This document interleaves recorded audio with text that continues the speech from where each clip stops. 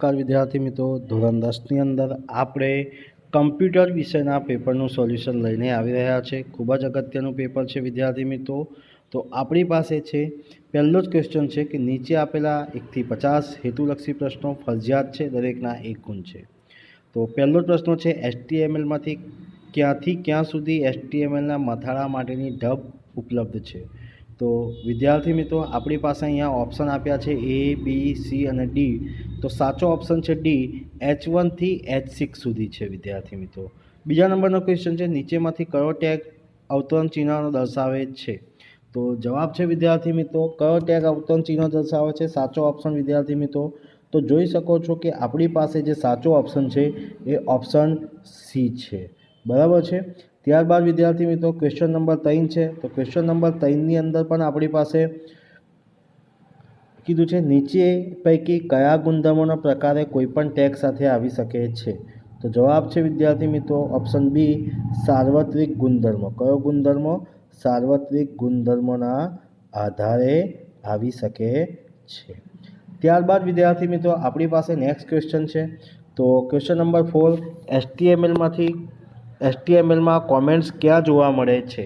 તો જવાબ છે વિદ્યાર્થી મિત્રો HTMLમાં કોમેન્ટ્સ આપણને સોર્સ કોડમાં જોવા મળે છે, એટલે ઓપ્શન બીમાં જોવા મળે છે। ત્યારબાદ વિદ્યાર્થી મિત્રો આપણી પાસે આવે છે નેક્સ્ટ ક્વેશ્ચન નંબર 5 HTMLમાં કોઈપણ રંગને રજૂ કરવા માટેની કુલ કિંમતો કેટલી હોય છે।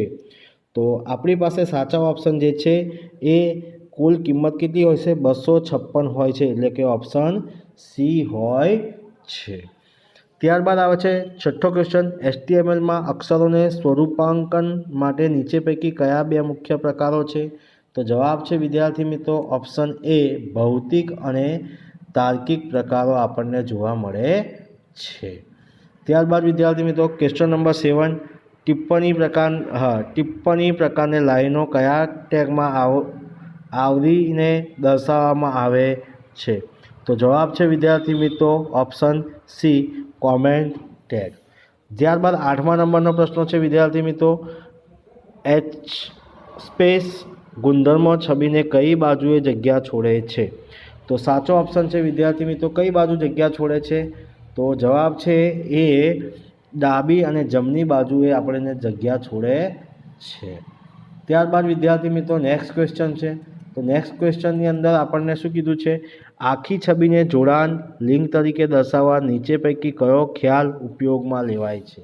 તો કયો ખ્યાલ ઉપયોગમાં લઈ શકાય વિદ્યાર્થી મિત્રો એ તમે અહીંયા જોઈ શકો છો, ઓપ્શન બી, હોટ ટેગ્સ।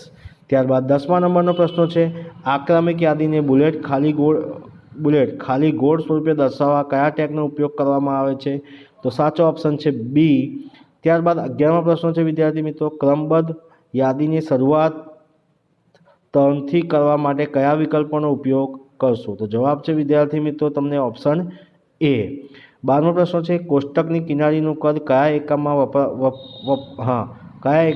આપવામાં આવે છે। તો પિક્સેલ એકમમાં આપવામાં આવે છે। 13મો પ્રશ્ન છે કોષ્ટકમાં એલાઇન ગુણધર્મો કઈ કિંમત વડે ખાનાનું લખાણ કોઈ ચોક્કસ અક્ષરના પ્રથમ ઉપસ્થિત આસપાસ આડું ગોઠવાય તે રીતે દર્શાવે છે। તો સાચો ઓપ્શન છે ચર, CHAR। 14મો પ્રશ્ન છે સેલ શું ધરાવે છે। તો સેલ એ આપેલા તમામ ઓપ્શનનો આપણને જવાબ મળે છે। ત્યારબાદ વિદ્યાર્થી મિત્રો આપણી પાસે આવે છે 15મા નંબરનો પ્રશ્નો। તો 15મા નંબરનો પ્રશ્નો પણ તમને વિદ્યાર્થી મિત્રો અહીંયા જોવા મળે છે, જોઈ શકો છો, અને તમે વિદ્યાર્થી મિત્રો અહીંયા સ્ક્રીનશોટ પણ લઈ શકો છો, બરાબર છે। તો વિદ્યાર્થી મિત્રો કમ્પ્યુટર વિષયના પેપરનું સોલ્યુશન તમને અહીંયા આગળ જોઈ રહ્યા છો વિદ્યાર્થી મિત્રો।